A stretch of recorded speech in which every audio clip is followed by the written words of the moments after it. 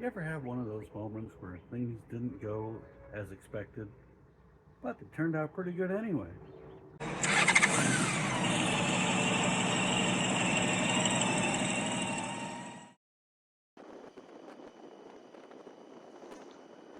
Hello and welcome to WingStache.